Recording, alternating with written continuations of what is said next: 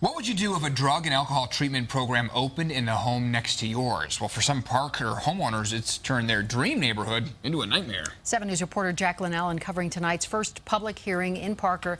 And Jaclyn, neighbors say this really could happen anywhere. In fact, this same company has already opened what they call a sober living house in Denver as well. Now, here tonight for 2 hours for the first time, people had a chance to tell town officials how sober living in their neighborhood has been anything but. We found our dream home out here in Parker and just couldn't believe our luck.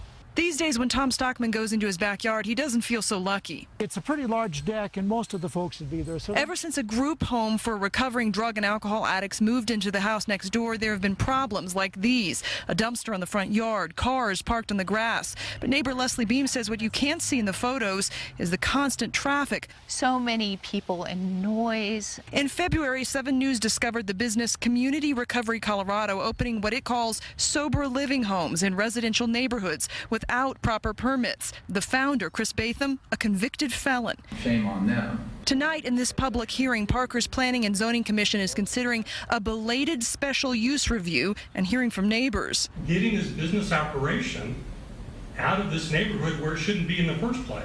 But community recovery representatives say group homes like this one are protected by fair housing laws. They promise to be better neighbors, pointing out they've already cleaned up their act. We take very seriously the complaints that were made on our behalf, and we have since corrected all of those errors that we made in the past. Too little, too late for these neighbors, worried this could set a precedent for other subdivisions all over the metro area. I don't trust the corporation that's running this, that the people know what they're doing and that it's above board.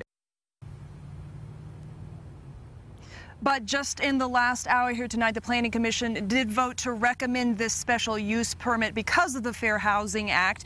This will go to the City Council on July 20th. They did recommend a long list of conditions, 13 conditions, like limiting the number of people who live in the house to 8. Reporting live in Parker, Jaclyn Allen, 7 News.